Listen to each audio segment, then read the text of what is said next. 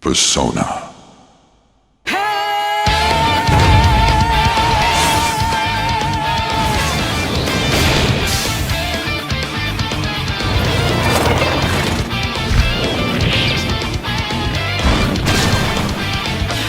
You never see it coming.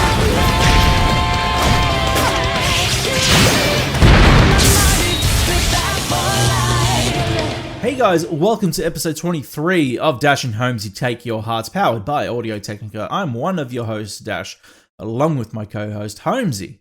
Hello. What it do, man? Yeah. I feel like, man, we haven't recorded an episode since 10 minutes ago. Yeah. It's been so long, I even had time to change clothes. Oh, what, you did make that joke at the start of it. Yeah, I did. Yeah.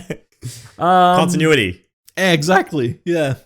Holmesy, this is a momentous occasion. This is the very last Dash and Holmesy episode, man. It is indeed. It's the last for now. For now.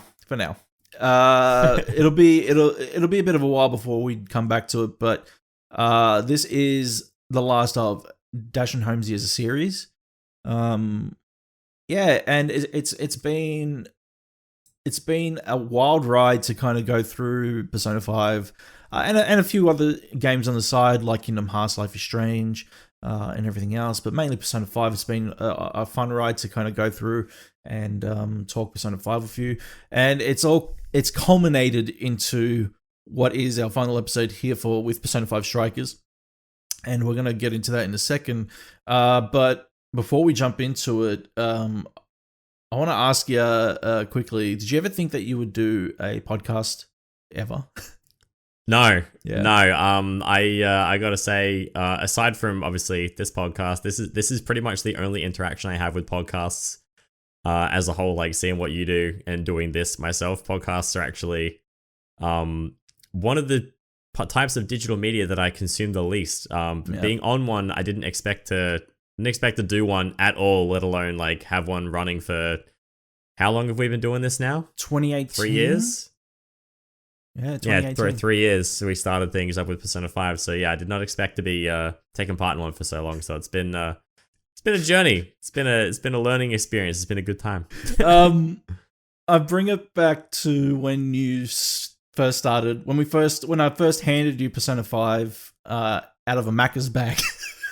Yeah, you did. My God. Sorry, it was a KFC bag. Yeah, that's right. Yeah. We had lunch, right? We had lunch. We were sitting at your table in the old apartment, and I hid the game inside the KFC bag. Like I brought the food out, and I was like, "I got something else for you." Bring out the game, and you're like, "Oh, what is that?" And I was like, "This is Persona 5," and I pitched the idea of Dash and Holmesy to you. And I remember you began streaming it because, you're like, oh, every game that we got, I might as well stream. And that's what you did. And then I can't remember who it was in your chat, but they were like, hey, you were like, oh, I'll get through this and it'll be fine. And they were like, hey, just letting you know, Persona 5 is a 100+ hour game.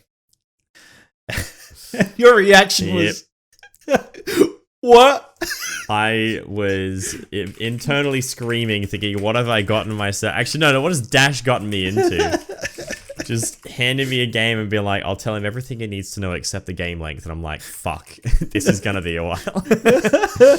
And it was a good time. As daunting as 100+ hours of gameplay ahead is, I had an absolute blast playing the game. Yeah, I'm glad you did. It was one of those things where it was an experiment. I wanted to see because at the time you were kind of fixed on more or less titles that were either of the same ilk in terms of like first person or third person shooters, or action adventure titles that lasted 10 to 15 hours. Mm-hmm. It was an experiment to see if somebody of those kind of interests would ever kind of consider going through a game to its completion. And Japanese role-playing games can be something of a task to get through, and it's obvious. Yep. And it was an experiment, and I'm glad to see that you got through that and you actually enjoyed it. Yes, yeah. Yeah. Well, forget about the first Palace where it felt like I was playing it because I had to, and everything after that I was playing it because I felt like I wanted to. So Yeah. Obviously, you talk. Everybody talks about Kamoshida's Palace and says the same thing. Like it's a bit of a task to get through, but once you get rite through of passage. it's a grind. It's a grind. Once you get through that, it's for yours for the taking after that. Like you basically, it's whether you want to complete it or not, and whether you're going to have a good time doing so. You make that, and I believe so. You made that for yourself. Like it was one of those things where we could have stopped, but you were having too much of a good time playing the first one that we looked forward to getting together every 3 weeks to talk about it, which is awesome. So, yeah, man, it's been an exciting journey. It's not over just yet. We've still got this one to go and talk about. So, guys, if you didn't know, this is Dash and Holmesy Take Your Hearts.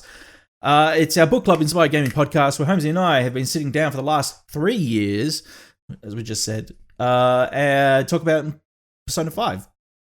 And you guys have been listening to us talk about Persona 5. Don't forget to follow this feed. I'll have a little bit of a thing to say at the end about that. But still keep subscribed to this feed if you are. If not, subscribe. Don't forget to follow us over on Anchor, iTunes, and Spotify. Give us those cheeky 5-star ratings. I had a bit of a brain fart. And also catch the VOD over on dashgamer.com and on YouTube. Subscribe, hit that bell, give us a like, leave us a comment. It surely helps us out. All right, Chris, let's get into some strikers. Let's do the thing. So where we last left off, we were at the Jesus Christ, the Kyoto tail jail. end of Kyoto jail. Kyoto jail. Yeah. Now going from Kyoto to Osaka is basically where we're heading next. But the thing is, we've kind of started to discover more and more about what's happening and how the issue of this entire scenario has become personal between Zenkichi and his family now being targets, and whether or not it was his own doing, if it was the doing of his superiors who are now attacking it. Like, he doesn't know what's happening, but all they know is that they know who has made this app, who owns this app, and what their intentions are. And basically it spells gloom and doom for not only the Phantom Thieves, but for civilization. So tell me, after you finished up and, you know, we had the dialogue between Zenkichi and his daughter, Akane, and everything else, the Phantom Thieves end up back in basically their sanctuary, their clubhouse, or if anything, like their basement. The Harry Potter van. Exactly. Oh, no. They end up back downstairs. No, that's right. They're in the... Yeah, that's right. Sorry. Yeah. Yeah. So tell me, what do you recall what happens here at this point?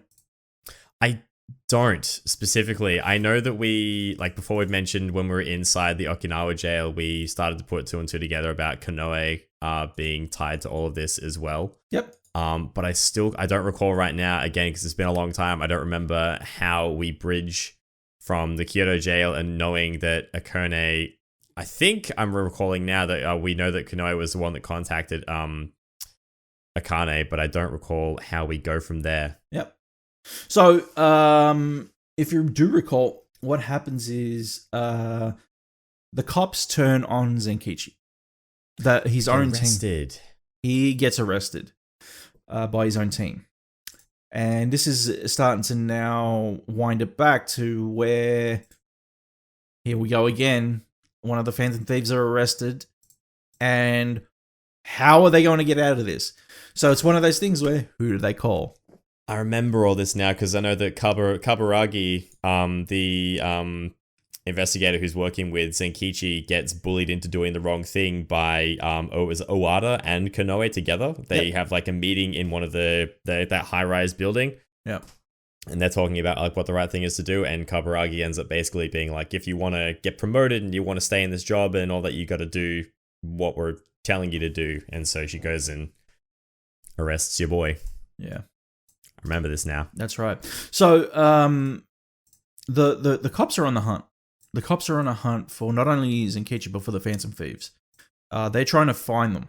And it's now gotten to a point where after Zenkichi gets arrested, they're all in trouble again. So the one person they call or gets in contact with, they try to get in contact with, Sai Nijima. Big sis to the rescue. Here she comes. Here she comes to save the day. The first time she pops up in this, I think, isn't it too? It is, yeah. We don't actually get to see her physically in this either, which is a little, it's a shame. I would have loved to have seen her physically in it, but I mean, I can understand like waste of assets and everything. Did we not? I thought, did we see her once? We see her, we hear her over the phone, and we see her because, you know, the dialogue pops up on the screen and all that stuff, but we don't actually get to see her. What happens is Zenkichi's being interrogated, and she walks into the room. That's right. Yeah. And basically takes him away. He gets it. Yeah, she gets him out. Yeah, exactly. So that happens, which is a really cool moment. I love it because now basically what's had happened was Joker had gotten Sai Nijima onto what was going on. She's doing a little bit of investigating back at home, and you know, she's finding out more and more about, you know, Inspector Hasegawa's not ulterior motives, but she kind of doesn't. She looks at things a little more on the broad scope. She doesn't like to kind of basically place blame on anything until she knows what's right from wrong. Mm-hmm. And I that's why I believe Hasegawa's position in the entire game has been one that I don't know. No, sorry, not Hasegawa. Kaburagi.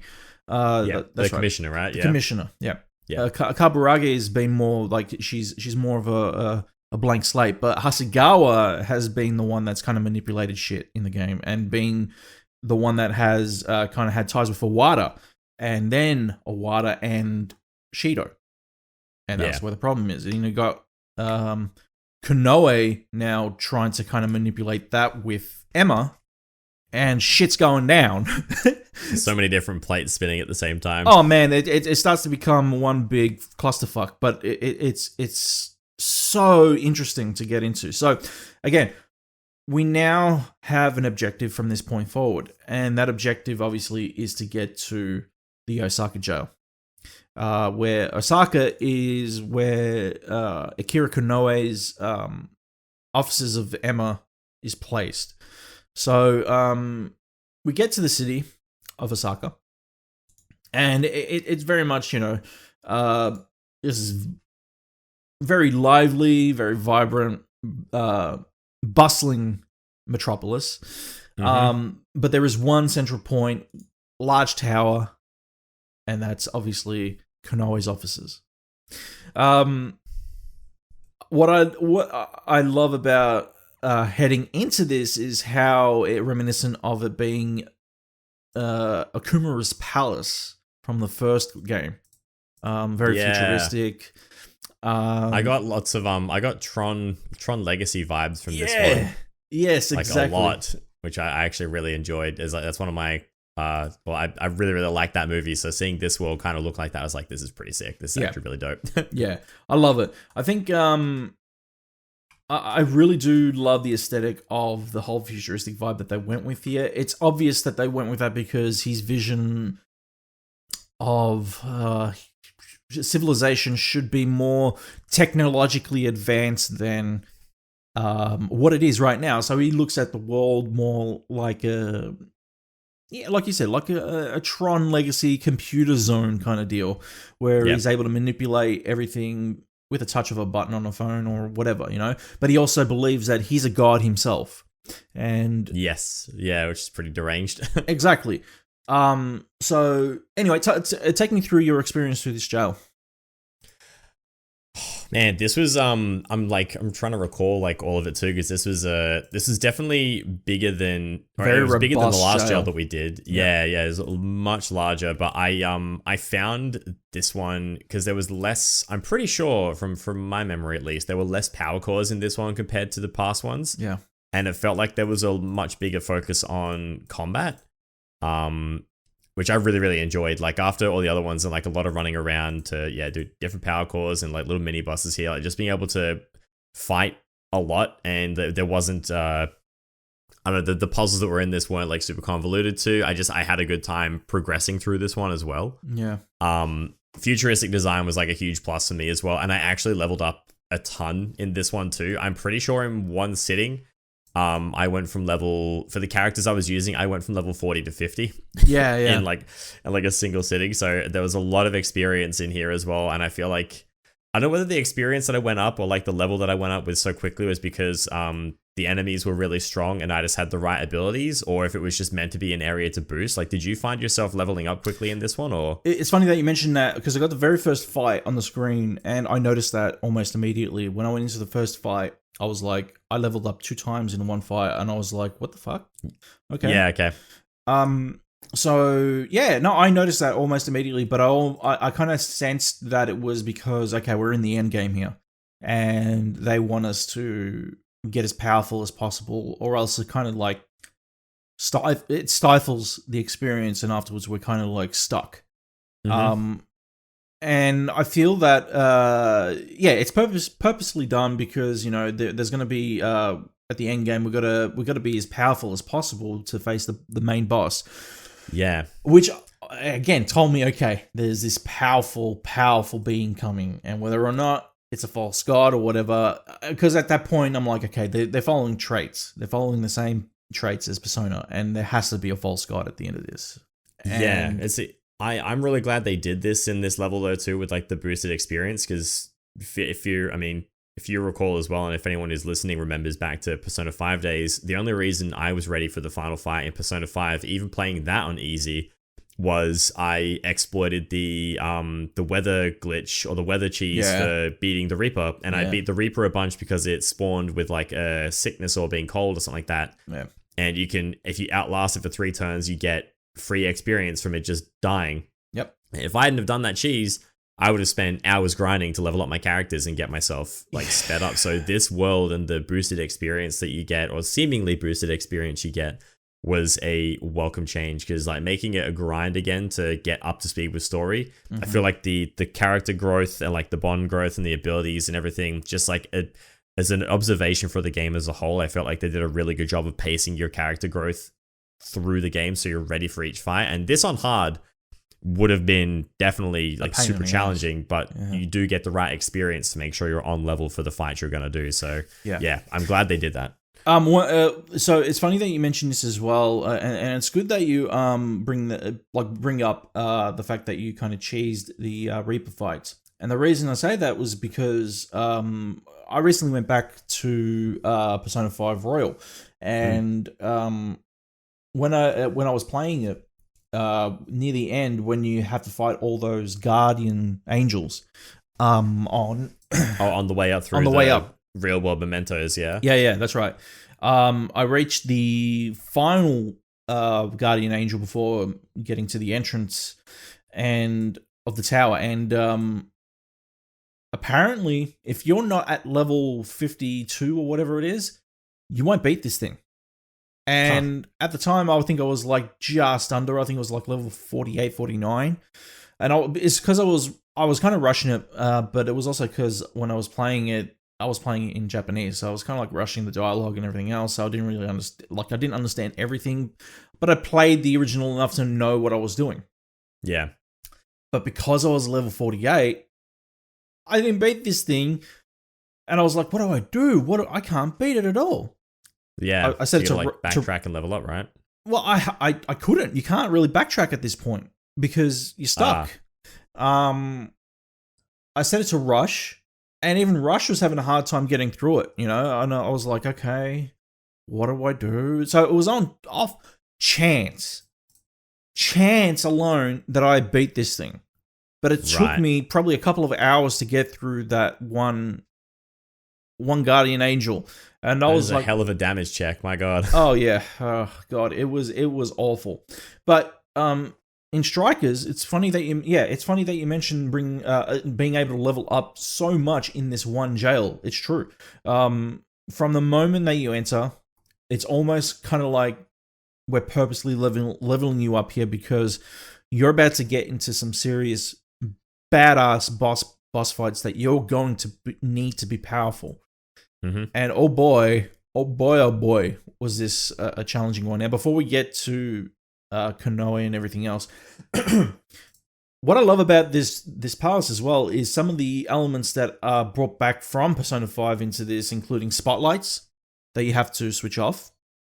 Yeah, with the machine guns and stuff, right? Yeah. And again, like when I bring up Akumura's palace, there are moments in this entire metropolis that you basically are now exploring large scale areas with these huge monstrosities of like robots and everything else that are just basically like searchlighting you, and they're just basically like trying to find you out. You're talking about like the spider ones that like jump on you, like they launch over you. Yeah, I was not ready for the first time one of those hit me. I was like, holy shit, that thing just jumped from like the other side of the map and like got the ambush on me. Yeah, exactly. Yeah. So what's funny about it as well is this entire map starts off like small streets of a bustling city, but then expands into almost that vibe again from Akumura's Palace, where it's this big ass factory that you're in, and then it's more or less that you're exploring the insides of this palace, but then the outer sceneries as well, where you kind of have to backtrack and have a look and be careful because you may run into those big spider ones that, like you just said. I love there's a specific moment that I'm thinking of where you are basically hanging onto something and you're kind of getting conveyed. It's a conveyor belt that pushes you forward, like you're holding onto something, and a monkey bar barring through it. And but then there's also guard dogs that are on the floor that you're actually having to hopscotch over some street lamps. I remember what you're talking about too, because you're trying to unlock those colored doors, right? And yes. you hold that hook through to another ledge to then go through the vent to a different room. Yeah. I remember what you're talking about now. Yeah. This is more or less one of my favorite moments of this palace, because there's a change. It changes from and it seems so seamless that you forget, because when it starts from city, but then changes to, I don't know how to explain it. It changes into it's not a city anymore. It changes into this factory. Seems like industrial factory style. Yeah. Yep. And it's so seamless. Like you're like, oh, how did I land here? And it's awesome though, because it changes the dynamic of it again, and it really gives off this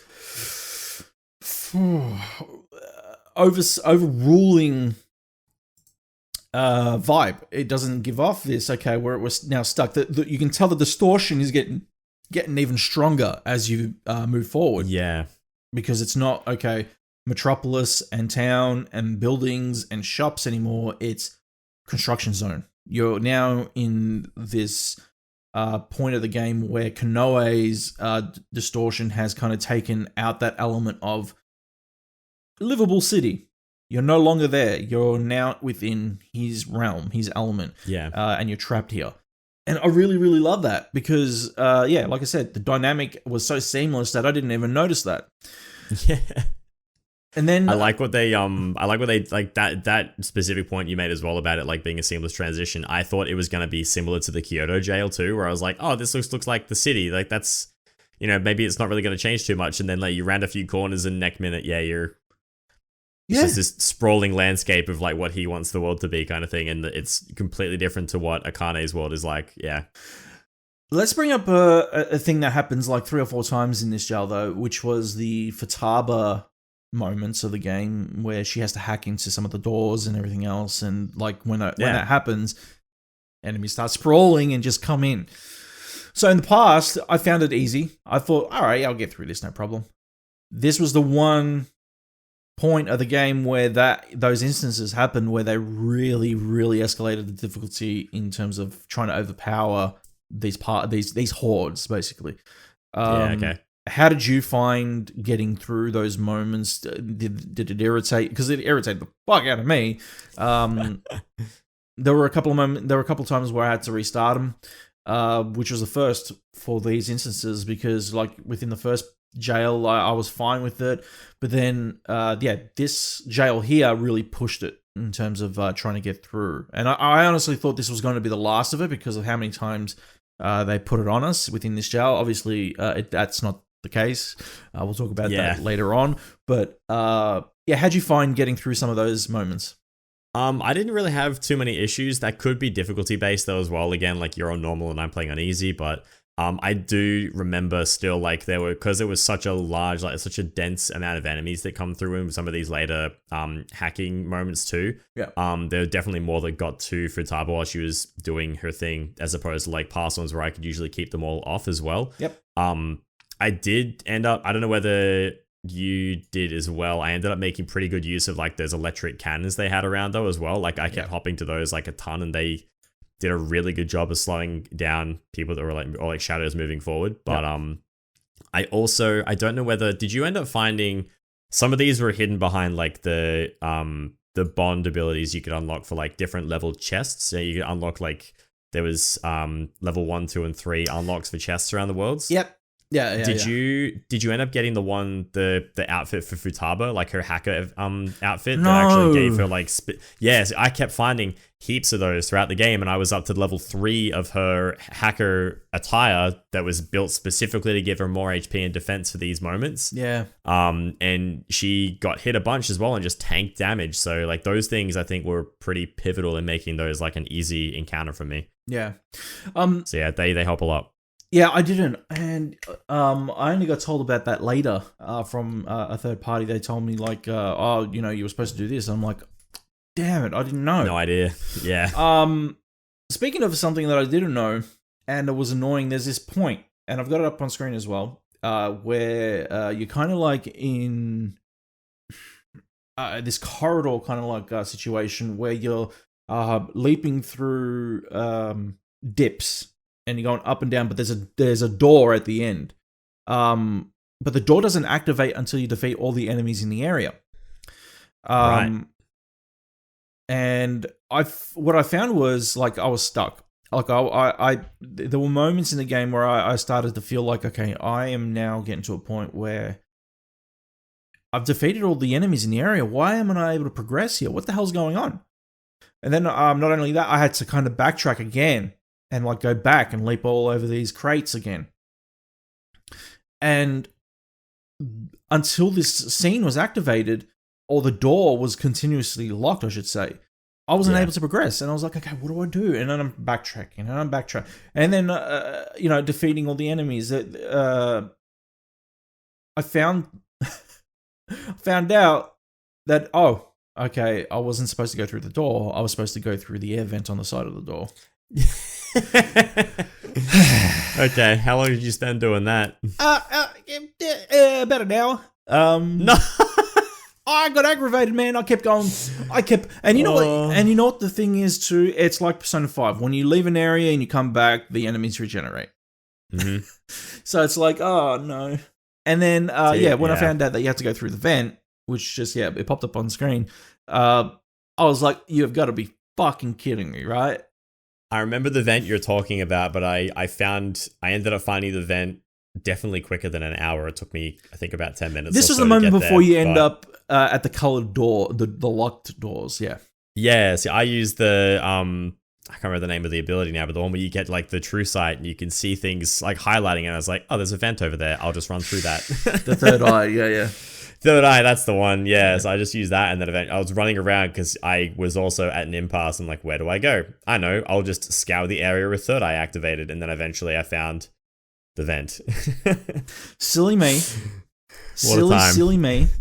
Yeah, because you know what? I've been using third eye the entire game. I was like, man, third eye is really good in this game. I'm gonna use it. Like, I'm gonna exploit the fuck out of this thing. Mm-hmm. Used it everywhere. Got up to that point. Did not use it, and I was like, forgot about it. Yeah. And and then all of a sudden, there it is, and I'm like, fuck. Yeah. So I spent an hour. Watch. Oh, dude, I spent an hour going back and forth in areas. I'm like, is there a lock? Is there something that I have to find? What the fuck am I going to do to get through this door? Got through the door. Didn't have to go through the door. Just go through the event. I'm like, fuck. And then you could backtrack and unlock the door properly if you really wanted to. I'm pretty sure too. You can always do that. And then like just unlock doors and stuff like that. I got to tell you something as well. Like it popped up on screen just now and it reminded me. Checkpoints in this game are so fucking helpful. Yep. Yes. I think. I talked about this, not the episode we just recorded, but the one prior. So I think I spoke about this too. You're right. Checkpoints are fantastic. I still think it's stupid. You have to leave and come back to replenish your health and SB. Everything.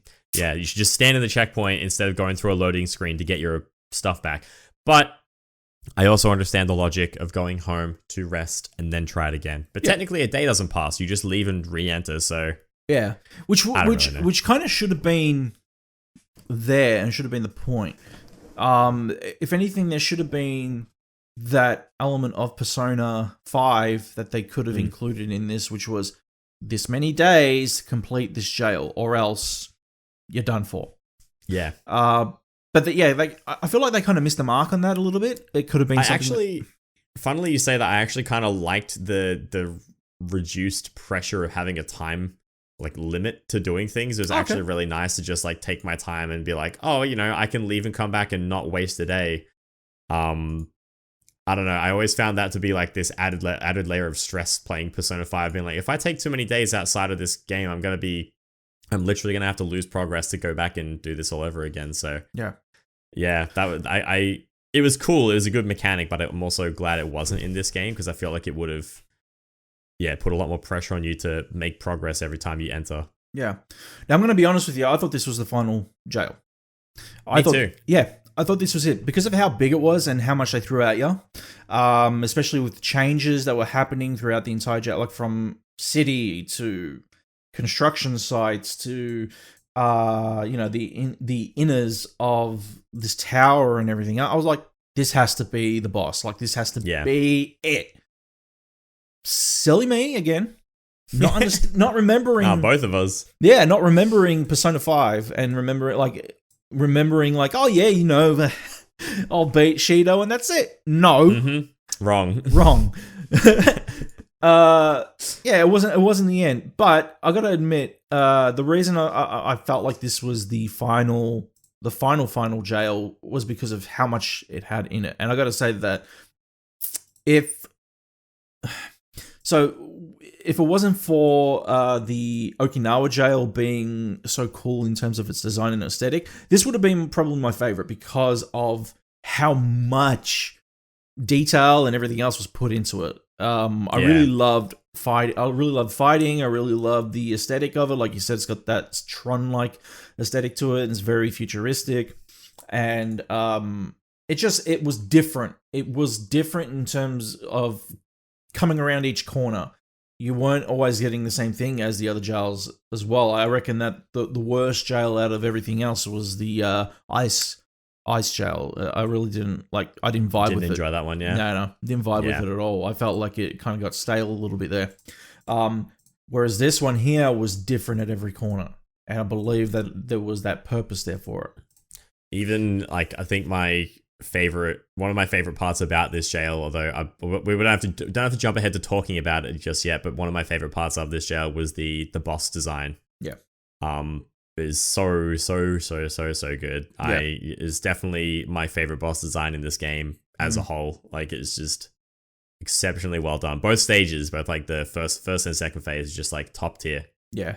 We'll get to that now anyway. So, actually, before we do, there was this one part of it as well where you kind of like in this long stretch, and there's these doors that you have to unlock on each side, basically, that kind of have, I don't know how to explain it. They basically have these areas where you have to defeat a bunch of shadows, jump through the windows and defeat another horde of shadows, and then jump through the window again, and then you got like this big shadow, this big Persona shadow at the end. Most of the time they were the Thor like shadows. The Thunder Emperor. Thunder Emperor ones, yeah. I thought that in turn like was fine like the first few times, and I was like, okay, again, we're gonna do this again. Yeah. And that's what I was talking about. The repetitive element kind of bottlenecked a little bit there, but I thankfully it got to like when I started feeling like Again, it was the last time.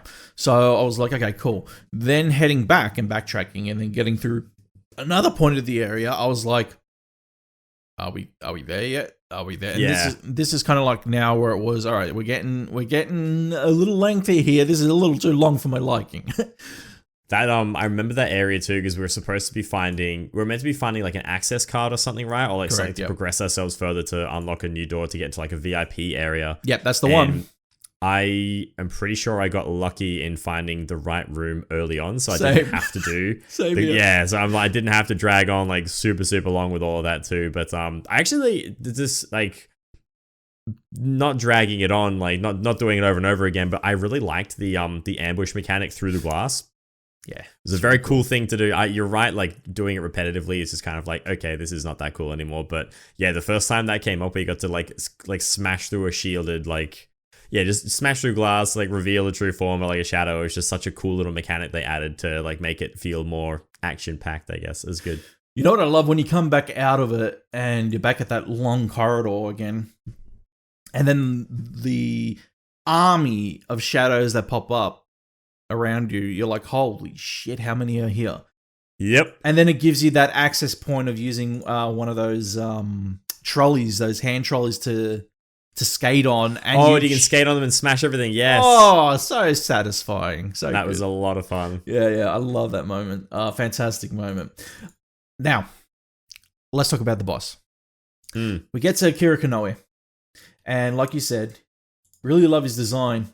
And at the time of actually fighting Shadow Konoe, he's actually on TV in reality. He's actually getting interviewed by a newscaster on that really colorful set that we see in the original where Akechi's getting interviewed.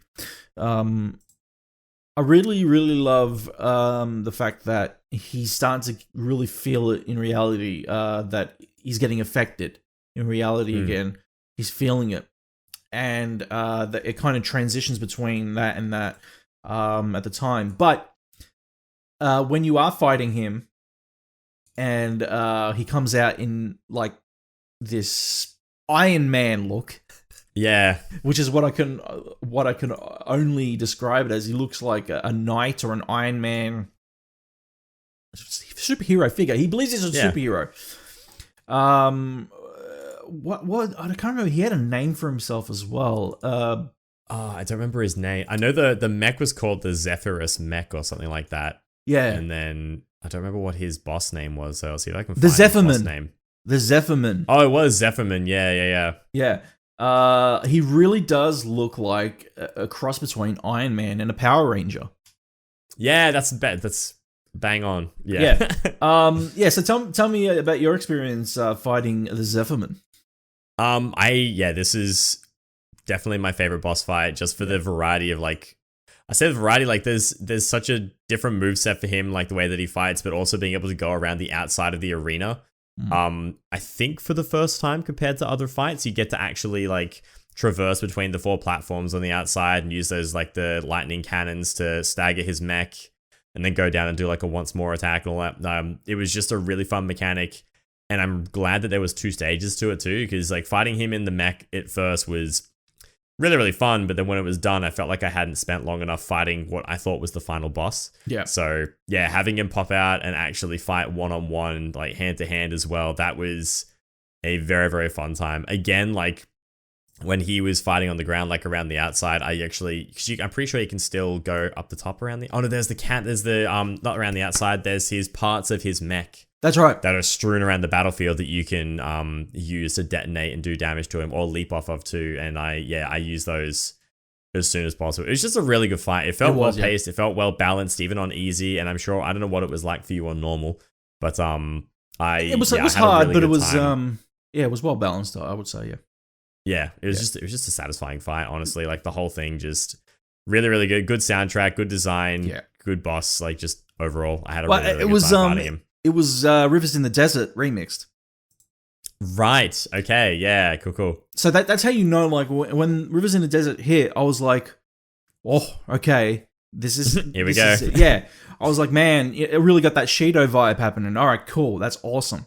And I just remembered because it showed the logo there. The company that he owns, Medice. I forgot about that. Medice. Medice nuts. I'm so sorry. But yeah, so it was really, really cool. I love the fight. I love his outfit. I love the transformation of his outfit as well during the fight. I think it was great, you know, and also kind of like the narrative progression of his character after the fight and everything else. You know, when you defeat him, he's still wearing his outfit, but he kind of like removes the broken helmet. Yeah. And he thinks he's doing the right thing, or that him and the Phantom Thieves want the same thing. Like that they both want to like change hearts and do the right thing for humanity, but his is obviously a far more selfish outcome for himself. And yeah, just it's funny to see like the parallels that he sees, but also how wrong he is at the same time. Exactly. And I don't know, man. This was a really good boss fight. This was really well written as well. This entire scenario.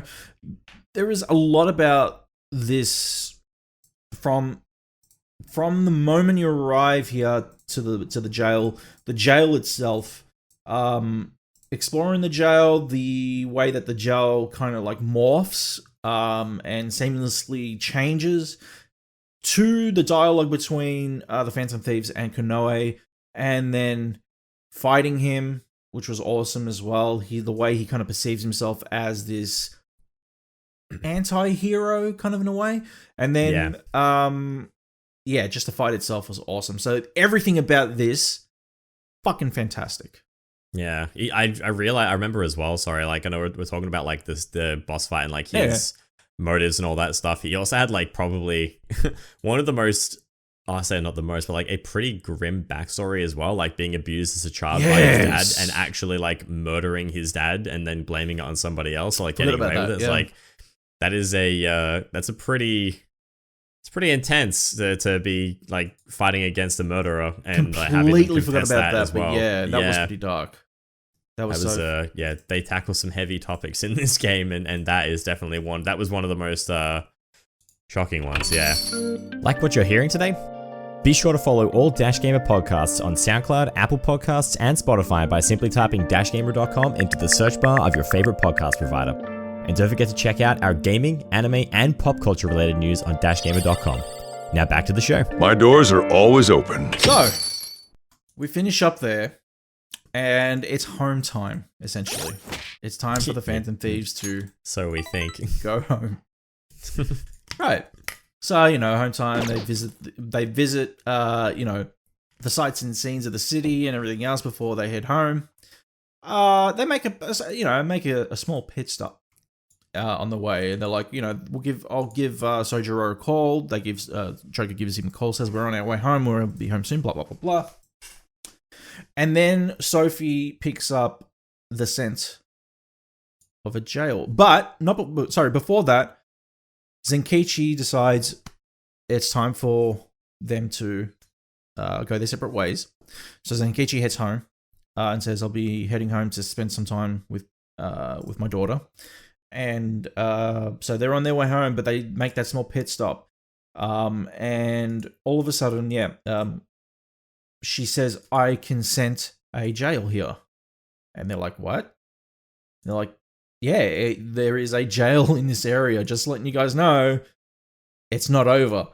And my first thought was, fuck yes, more. Yeah. But yeah, like it was one of those things where I also thought to myself, man, that's just fucking typical Persona. More. Yeah. One more. And I really love it because I as much as I felt like they had this resolve in the end that was perfect when they defeated Koei, because we think Emma's been shut down, right? That he ends the servers, he closes everything else himself. He mentions that he confesses to everything, shuts down Emma, and you think that's it. And then she's somehow still running. The government intervenes again. Mm-hmm. Again. So like, the government intervenes again and relaunches Emma without Konoe's permission, basically. and they have to request Zenkichi back. They tell him, hey, we've discovered another jail in the middle of fucking nowhere. You might have to come out. And so this is now the first of two jails that basically don't have a central place within Japan. More of an unknown place. I don't know where it really looked like an odd place, really, just kind of like this outpost setting but people were still being kind of manipulated and convinced about Emma's influence. And it was an interesting scenario again because it really did feel like that transition period between Shido to Mementos. And then we have, we discover people talking, like we have the Phantom Thieves talk to people or just listen in and snoop and discover that, yeah, okay, Emma has been reactivated and people are being influenced big time by this. And not only are they being influenced here, they're actually getting highly influenced by the app now. This is not like before. This is now starting to become reminiscent of the old days. Like this is dangerous. What did you think before heading into, I think, what was it called? So the Tree of Knowledge? The Jail of the Abyss is what it's called. Jail of the Abyss. Sorry, the Tree of Knowledge is a bit further. Yeah. Yeah, look, I definitely got Persona 5 vibes again with like seeing the scale of like everything centralizing from Tokyo Tower and like the whole place getting like brainwashed again. It's like, this is very, metaverse meets real world. Here we go again. Just like the same kind of, I wasn't, for a split second in the start, I was like, oh, really? They were doing this again? But like, nah, look, they've kept things fresh and made things feel different the whole way through here. So I'm sure there's going to be some twists and turns, and it's not going to be just a Muso version of Persona 5. So we'll keep going. And still a surprise though, seeing the metaverse merge with the real world again. That was a bit of a shock, and I didn't really know like what to think in the moment. Actually, I can't think how far we went through this before, because we start going through. I don't know if I'm jumping too far ahead now, because we go into the Jail of the Abyss. Yep. And we fight our way through. This is in the start where we're trying to. There's real people in this world that we see, or we think we see real people too, trying to like clamber through like doors and elevators to like get further to a certain spot. Is that, or am I thinking too far? No, ahead? you're correct. So what happens is, so the Tree of Knowledge is has that as well. But what this does is it kind of traps them. So people are trying to get into the Abyss Jail. But they don't know why. They're being called. No. They're being basically summoned to the spot. And I can't remember exactly where it is, but there's this tower. And this exact spot is being like kind of just basically humanity's being summoned to this one spot. Oh, it's Tokyo Tower. That's it, Tokyo Tower. Yeah, they use Tokyo Tower. Yeah. And okay, so what happens from that point is we enter because obviously Phantom Thieves can get in. They enter the Abyss Jail from this point. Here we go. Emma, welcome to the Promised Land. Okay, so there you go. That's what is basically happening. So they're saying that this is the Promised Land, and then once they begin the navigation, they end up in this jail. And the first thing I thought of when I saw this jail was, oh shit, we're in Mementos. Yeah. And because like you had the exact vibe of it, because you had these jail cells that were around us with that bright red emanating from them with people inside. Now we had seen that in previous jails, but this was everywhere again. And this was, and the layout and the structure and everything else, it looked like Mementos. Yes, even though we thought that was gone. Yeah, but I loved it, man, because Mementos meant the existence of the metaverse, and for us to kind of see it, it was like, yeah, this is, like, for me, it was like, fuck yes, I love it. We're back. They did it the same but different. I think like that's the best part. If they'd have literally brought the same thing back, I probably would have said this is a bit of a cop out, but Yeah, I had It's the different. same feeling when you see it. Yeah. It's different. It's different. And the good thing is that the way that they structured this was almost like, we're not going to make you wait long to see what's in front of you, but we're also going to make you work for it too. And the good thing is that like it was short and sweet, but the boss fight was just a fucking hell, was it a pain in the ass. So heading through, we've only got like a couple of stops before we meet up with Ichinose, who's there manipulate. And this is real life Ichinose. This is not a shadow of Ichinose. She had access to the metaverse without telling us. She was putting up a front. This is where it's exposed now that she really is one of the antagonists of this entire thing. She really was fucking around with the Phantom Thieves. Yeah. I wasn't expecting that too. Like, I got to say, her popping up was a bit of a she seemed like too eccentric a character in the start to not be someone important later. I just didn't expect her to be an antagonist. I wasn't really sure what to make of her, but yeah, but the first time we see her and she like somehow knows who we are kind of vibe when we're in the we're in like a theater or something, I think. Yeah, like it's the amphitheater kind of deal, yeah. The amphitheater, yeah, when she finds us then, like she's just far too and she finds us in a restaurant too and tries to feed Morgana or like talks about the cat and stuff. So that whole she just seemed like way too stand out a character for me to just be like, I'm gonna dismiss this person. Like, you're gonna come up later. I don't know how, but you will. And then sure enough, this happened. Yeah. And it was such an interesting scenario, again, where this Abyss jail, Mementos basically, the way that, you go through these boss fights where mainly it's these coffin gods that you got to fight throughout the entire thing. You reach a point in this jail that really, really kind of struck it that this was born out of Mementos, that bridge, that gap, the actual bridge where it had those bone-like structure with the ribs that come out at the top, and you're running along where you reach Ichinose. Well, you don't actually reach Ichinose first. Who you actually reach is this demiurge, this false god, in the form of this block that's encased this frame as well. It's a weird thing, but the first thing you think of when you see this moment is that the Holy Grail again? Yeah. So I was really, I loved it. I loved this moment. This moment was fucking fantastic. What were your thoughts? Because, and it's also showing on the screen. It has those fucking veins that go into it as well. I need to look. Have you got I need to look at this boss again because I don't remember. I remember instead fighting someone else, which we'll talk about in a moment. I'll give you a quick link to it, but yeah. So basically, it's that what you fight, but the thing is, like, Ichinose is actually in charge of this boss. It's Emma. The demiurge is Emma, obviously. Yes. I'll give you this link right now. It's on your Facebook. Go to. I just need 34 minutes and 27 seconds. Oh, you sent on Facebook? Yeah.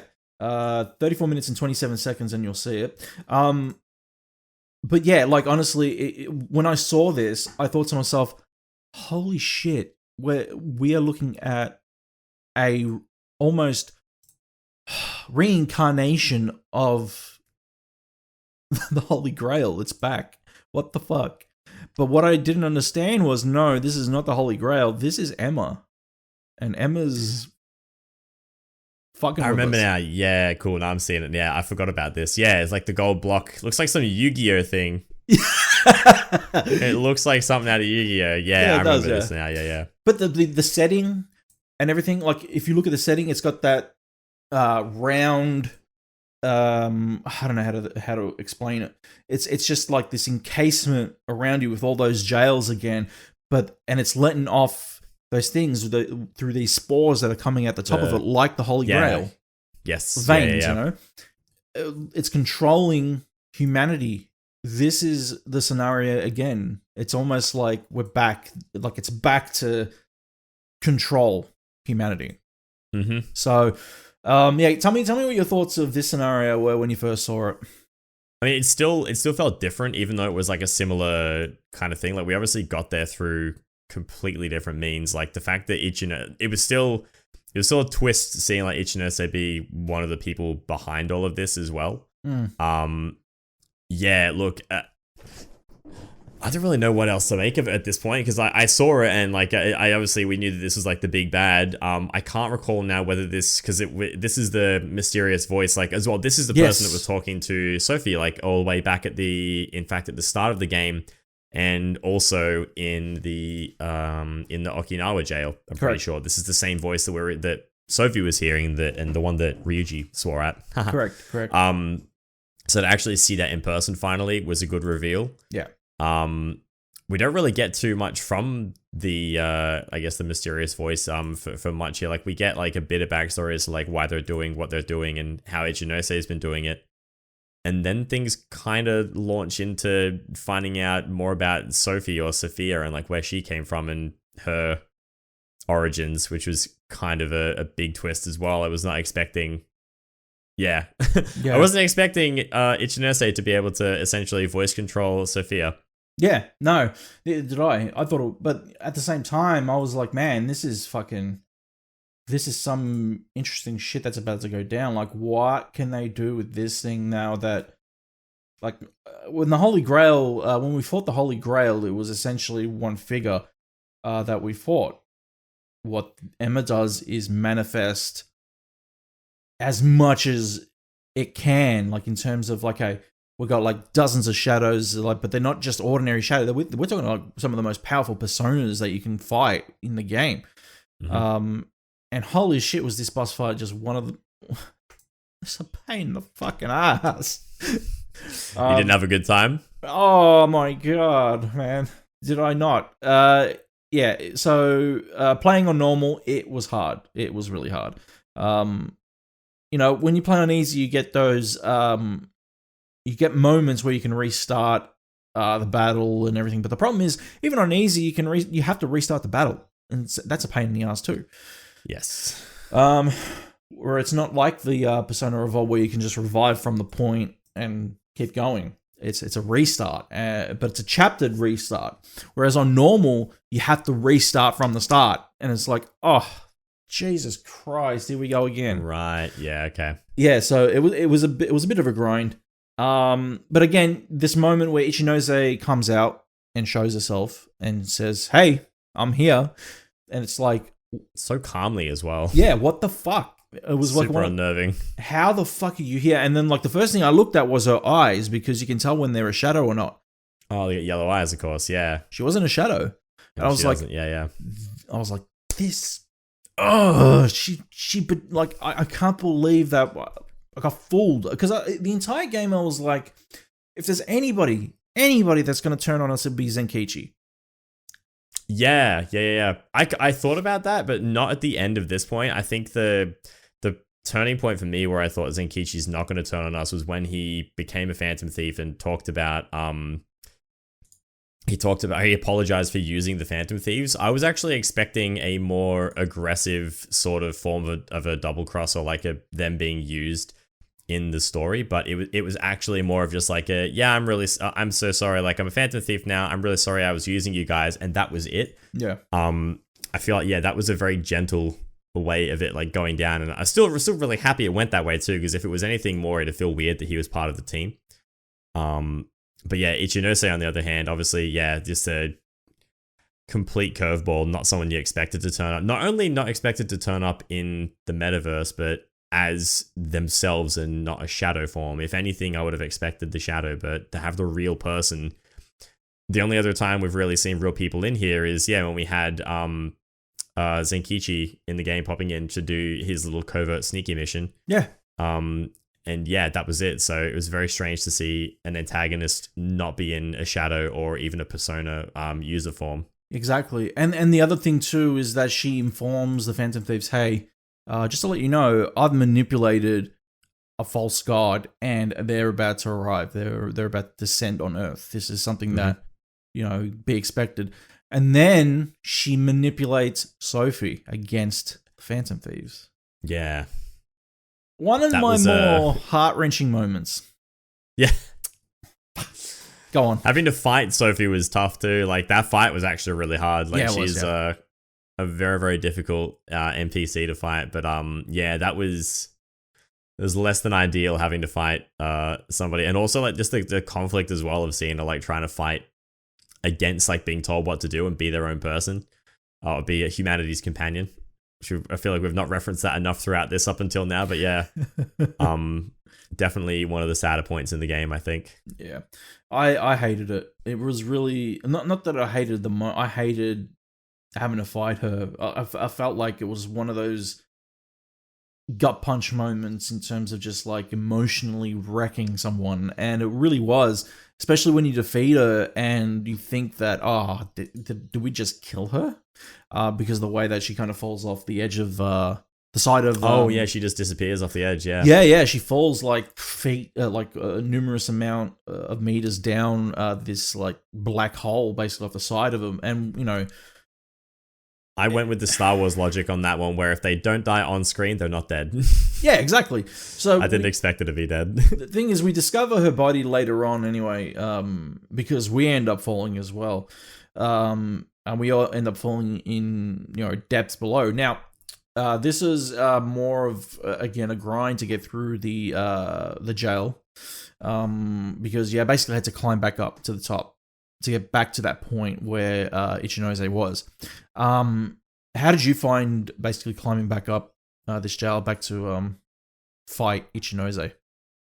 It wasn't too bad for me, really. Like in terms of like obviously some of the fights or some of the bosses were still challenging, but it kind of felt the same as going in there as well. So I was more concerned about what was going to happen when we got to the top and what Sophie was going to do once we found Ichinose again, because obviously we're coming full circle, and it didn't really look like Sophie had much control over what she could do when Ichinose was there. So I was kind of expecting to go back up there and then pretty much get my ass handed to me and then see where the game took me from there. But obviously things take a bit of a different turn there with Sophie being able to withstand being told what to do, and then coming up to probably the second best reveal in the game, which is Sophie finding a heart and getting a persona as well, which is a very, very cool moment. That was super, super high. I was really confused though too, because I didn't expect Sophie to be able to, I noticed when I used Sophie that all of her abilities had question marks at the end of them. And I just thought, okay, that's just her version of those abilities. They're not actually those abilities. She's just able to use them because of how she was built. But then as soon as she gets her persona abilities, they're all true abilities again. Like they don't have the question marks anymore. I thought that was really, really cool. Same. I thought that the unveiling of her awakening basically was awesome as well. She basically got her, it made her human. That moment made her human, and I thought that was really cool. Obviously I think it would have been a step too far if they actually made her human. Like she actually comes out of the metaverse. I was like, don't go that far. Yeah, I'm glad although we're talking about stuff at the end of the game, like end here, but we're gonna get there. But like the fact that she stayed in the phone afterwards, I think that makes sense. So yeah.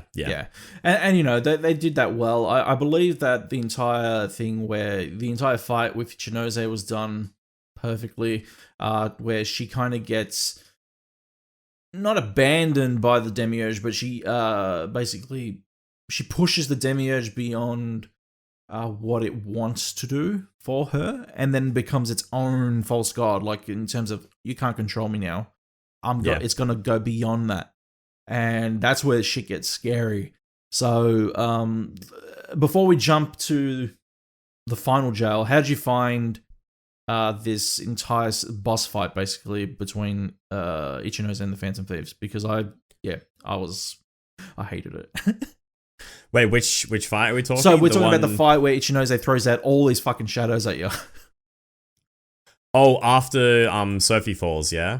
Yeah. So we climb back up.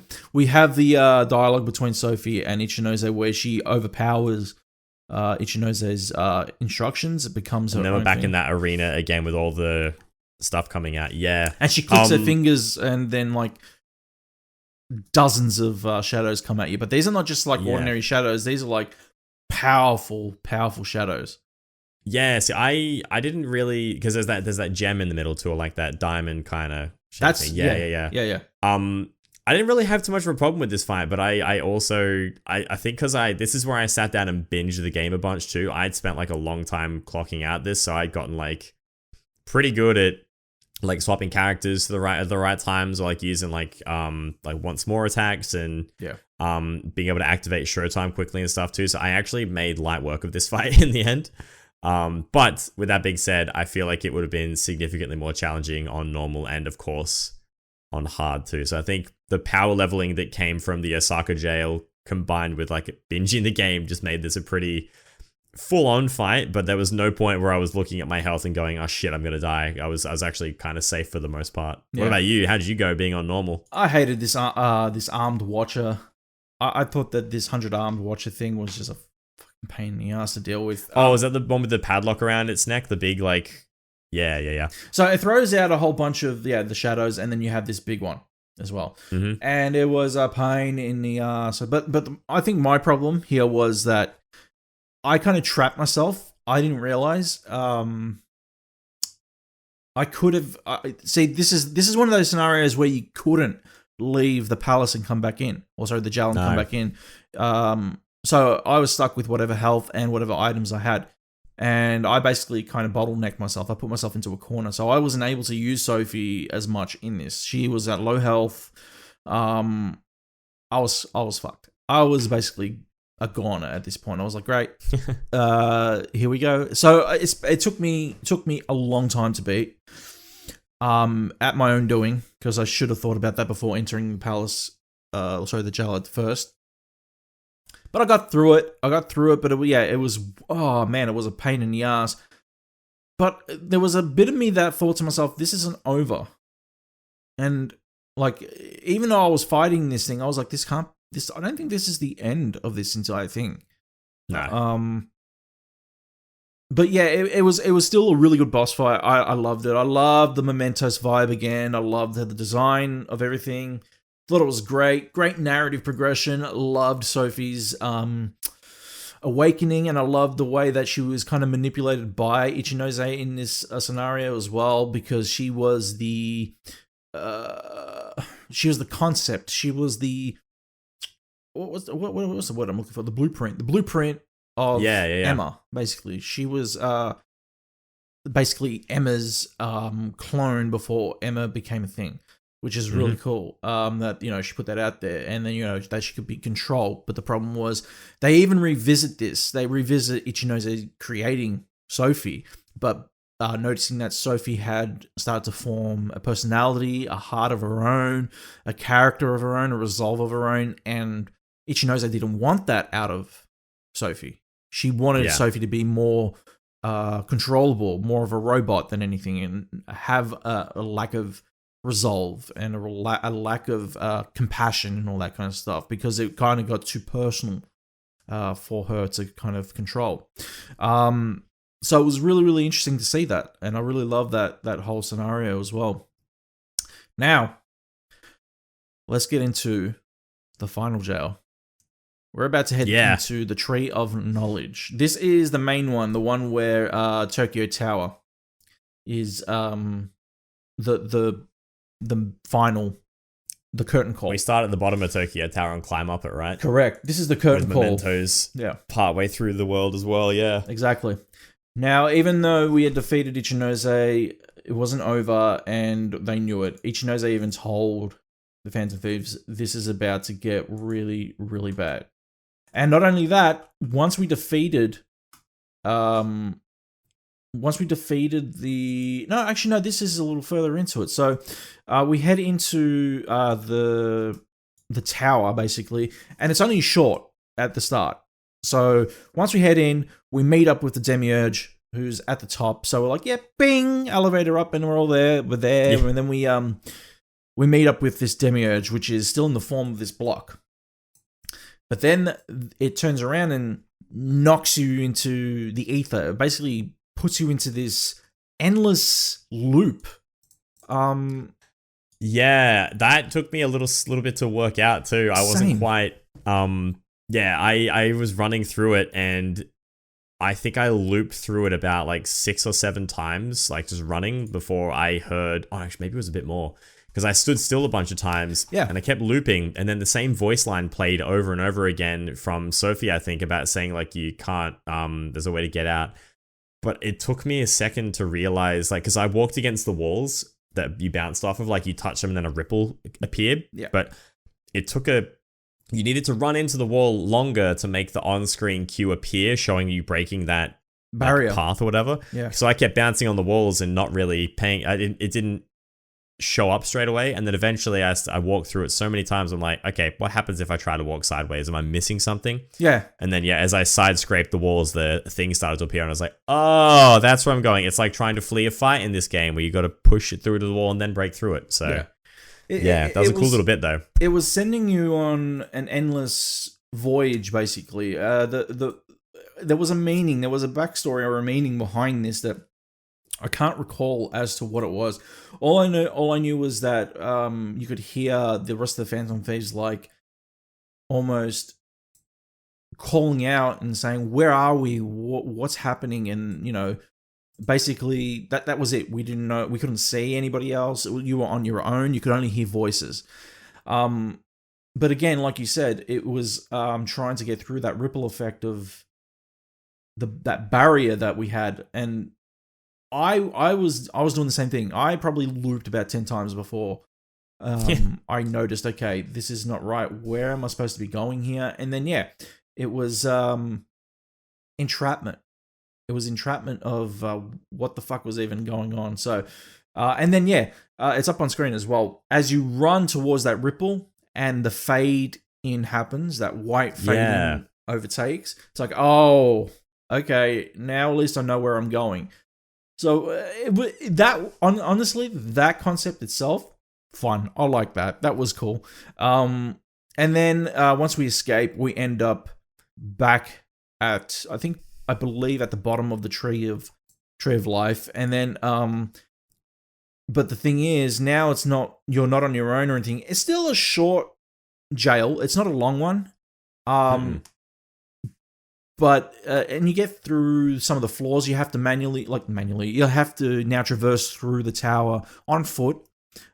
It's still very linear though, I guess, this one compared to others too. Like exactly, the other ones you've got your power cores to get and all that and puzzles to do, whereas this one was very much like straightforward. Climb, fight. Here's a door to get to like a power source that you need to use, or like the server room to shut down Emma manually from there. But like that was the and obviously Ichinose helps us in doing that, and we have someone stay behind with it. I think Sophie stays with it to help her shut it down or something like that, and then comes back up to us. So correct, yeah. It's I kind of, to me, I sort of considered this as part of the same jail that we did before, so it felt long to me. Okay, yeah. But that could also just be the fact that I sat down and played this for like 4 hours straight. Yeah, no, I understand where you're coming from on that as well. And this is one of those moments as well, like you bring up where Ichinose comes in. Because Futaba obviously has to hack at this point. The server room and everything. It really felt like that moment in Persona 5 where we're in Shido's boat or the Ark, and we get to that hotel room with the guy who designed I can't remember what it was. Anyway, where you have where you basically have Futaba go in and show that she was medjed to these guys. It really felt like that moment. And then when Ichinose comes in, they're all like, "Oh, what are you doing here?" And it's like, "I'm here to help, obviously, duh." And so she takes over, and like you said, Sophie sticks around to help. Cool moment. But like you said, it was one of those things where it became very linear at this point, but it was obviously a path. This is a path to the end, where we were discovering an end game here, and that was what I loved. And it really gave off again, fighting the what was it called? What was his name? Yaldabaoth. Fighting Yaldabaoth again. At the top of the tower, except that Yaldabaoth was freaking huge. This one here, not as big, but still just as powerful, and if anything, a pain in the ass. So how did you fare in this fight? I did okay again. I definitely, I needed to, I found myself in the start using a lot of my, like, Persona abilities too early, and I realized, obviously, I couldn't reach. Same. Yeah, you can't actually hit quite as far when the boss is like floating around the middle, but then yeah, as the fight progressed more, I like started to pick up what you're meant to do. The fight the scale of the fight though overall was like definitely like it's bigger. It felt bigger than anything else that we've done in Persona before. Like the fact that you've got like the platforms to hop around between as well, like being able to like traverse between those, and then I mean skipping ahead in the fight later on when you have like where you actually get to pick like 3 different teams of the team. Like you get to split up into groups to fight different like offsets of the boss to like weaken it and then come back together to finish everything. Yeah. I think the way they broke up the fight and made it more than just like, here's a big health pool, chip away. They actually gave like something more interesting to do. I think the fight it's engaging. It made you think. It was fun. Yeah, it was a good time. There were some attacks. I can't remember specifically how they work now. But there were some attacks that the boss had that were pretty tough to avoid. Yeah. And I found myself getting caught by them quite a lot. But yeah, still overall, it's a satisfying boss fight to get through. I agree. I loved some of the moments that you had where you attacked the Demiurge's weaknesses and you really kind of like felt that punch. You really did feel like when you were attacking it with the specials, the all-out attacks, and the showtimes in this as well. You were really feeling the fight in this, and it was awesome. I loved it. I thought that this boss fight was just as fun as the other both one as well, and I got some of the sequences that are happening on screen as well. So some of the cinematics in it were done extremely well, very fascinating. I loved the art style of the entire fight as well.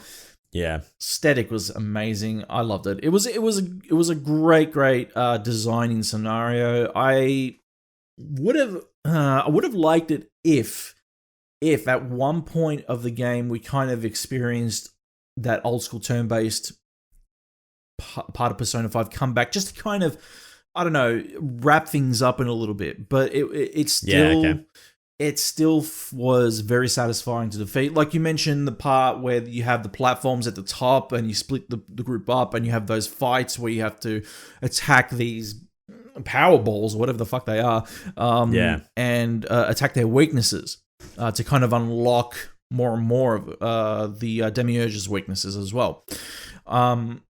Amazing design in terms of that fight. Loved it, very engaging. And yeah, like I said, reminded me of the end of Persona 5 as well when it finished up. And we had all those diamonds kind of raining as well around us. That was really cool. Yeah, the desires like being like pouring down back to where they came from as well. Yeah. Yeah, exactly. Once again, nobody remembers what happened as well. All the like obviously real people getting pulled into the metaverse, and then nobody remembers the Phantom Thieves saving the day again. Yeah, exactly. No credit, zero credit. But again, we end up back at the bottom of Tokyo Tower. Zenkichi, we come together with him, and he says, "Time for me to go home again. Thank you," and everything else. He heads off. Then we get a phone call from, I believe it was Sojiro, and he says, "Where are you guys?" And then they're like, "Oh shit, we're late." And the only person that they can rely on to get them home on time is Haru, right? Yeah. So they tell Haru to get behind the wheel, and she just road rages at home, which is hilarious. But yeah, you get home, and he's not happy about it. He's like, "No, what is this? You guys are late? Why didn't you tell me?" That was great. Classic dad. I love it. Here we go. Like the dialogue. What were you thinking coming home a day late? You didn't even call me to let me know. Yeah. It's nice that he cares. It's sweet. I love it. I'm gonna look at, and we discussed this at the start. If they don't come back to the Phantom Thieves, Sojiro will be the one character I'll miss. He'll be the one I miss the most for sure. Yeah. Yeah, and it was I don't know, man. It's just what a sequel, man. Like I never would have thought that we would have been back visiting the Phantom Thieves after Persona 5 and like Persona 5/Persona 5 Royal in an adventure. And to think that they spun it off into a Muso title, Dynasty Warriors spin-off, but decided we're not going to separate it or have this weird law that disconnects the original game with it. It's a sequel. That is carried on. Yeah, it's a sequol. They did it really well. Yeah, it really was because like I said, those IPs are very protected.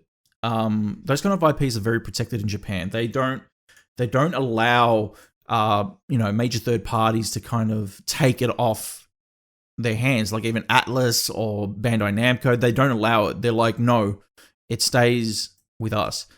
But the fact that W Force, who develops Warriors, Dynasty Warriors, and everything else, was able to do that with Atlus coinciding their creativity and their input in the writing team, and it really came together like magic in terms of a sequel, man. Yeah, they've done well. Yeah, it was a lot of fun to kind of get through. Holmesy, just like we did with Persona 5, if you give it a rating out of 10, what would you give it? I thought we moved away from numbered ratings. Dash Game has moved away from numbered ratings. We have, but I'm keeping this in tight with our podcast. So, what would you give it out of 10? I'll give it a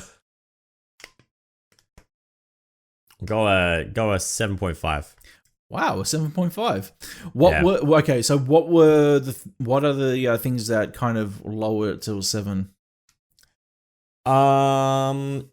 I had a couple of things written down for this too. There's a couple of things that I wasn't a super big fan of. Mm-hmm. One of them, I think, was they could have really revised the requests. Okay.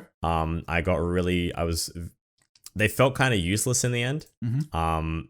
The reason that I say so is they were kind of gatekept a lot of the time, where they were all, you had to accept requests, even though you had a list of requests that were already there, which I feel like they should have been active all the time. I agree. I wasn't super chuffed on that. There was something else that I mentioned before. Oh, the save stuff was just like a little bit of a quality of life thing they could have changed. Maybe 7.5 is too harsh. Maybe I'd probably go 8. Oh. Yeah, just little things like that just kind of took away from the game, I guess. Also, I think, correct me if I'm wrong, but there's no New Game Plus. There is no New Game Plus, no.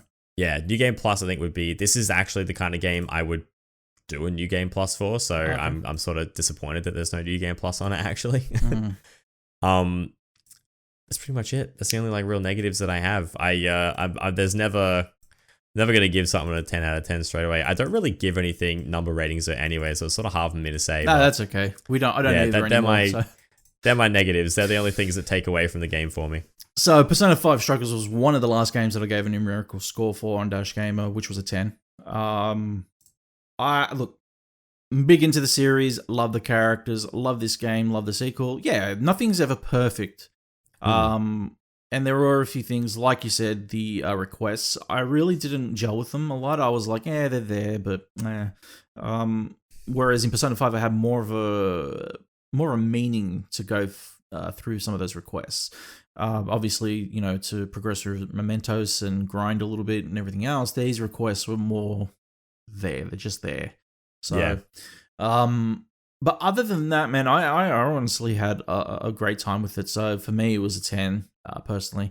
But yeah, once again, I'm not a numerical scorer anymore. So, but I just wanted to kind of gauge out of 10 what you thought. So that's pretty cool. 7.5. What was it? An 8 that you gave it? We'll go 8. Yeah. 8. Yeah, an 8 out of 10. That's a pretty good score for it. So I agree. Chris, this is it. There's been a time. Man. So before we wrap up, I just want to let everybody know that if you have been following myself and Chris for the last 3 years on Dash and Holmesy Take Your Hearts, first of all, I want to say thank you. Thank you for listening to myself and Holmesy talk about weeby games. Also, the ones in between, Kingdom Hearts, Life is Strange, Doom. Sorry, not Doom. Wolfenstein. And a couple of others. I can't remember off the top of my head. But it's been a lot of fun to go through Persona 5, the entire franchise itself, and kind of break it down episode by episode, book club style format. Something that I personally never thought I would do. Yeah, neither.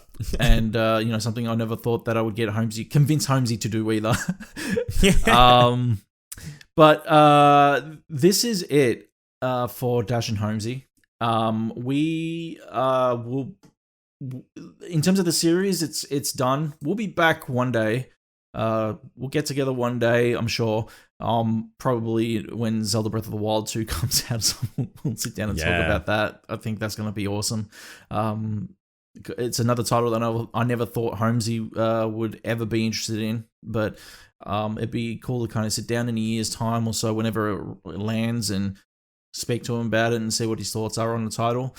But Holmesy, this has been an amazing experience to sit down and podcast with you for the last 3 years. With a little bit of a break in between, obviously, but a few breaks. But it's been amazing to sit down and podcast with you. This has been an awesome experience. We always wanted to do something together, and we finally got a project done from start to finish.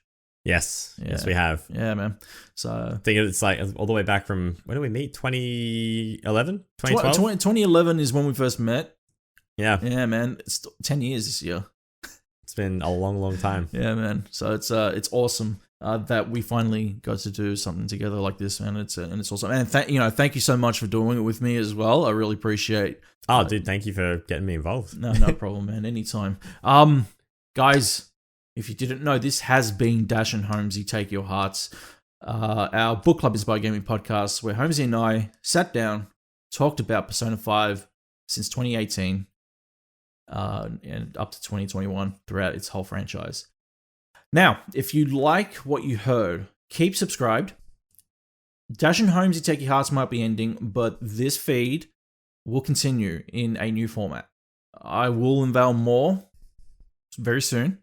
But keep yourself here. Keep yourself subscribed to iTunes, Spotify, or Anchor. Give us those 5-star ratings that help us out. But I will let you know more. You can follow Holmesy and all of his stuff at Holmesin5 on Twitter, but also on his YouTube, where he uploads content daily. I'm guessing daily. Stream almost daily. Upload once or twice a week. There you go. Holmesy will be creating content for the Holmes brand, so make sure you guys check out Holmesy over there. You can follow myself on Dash Gamer. Make sure that you do if you want to find out what's happening. But yeah, this has been amazing, and this is it. So for one final time, thank you guys. Take care. Stay safe. Wash your hands. Bye, guys. Take care. Daredevil, you picked the wall. Did you think you could get away? You have us to repay.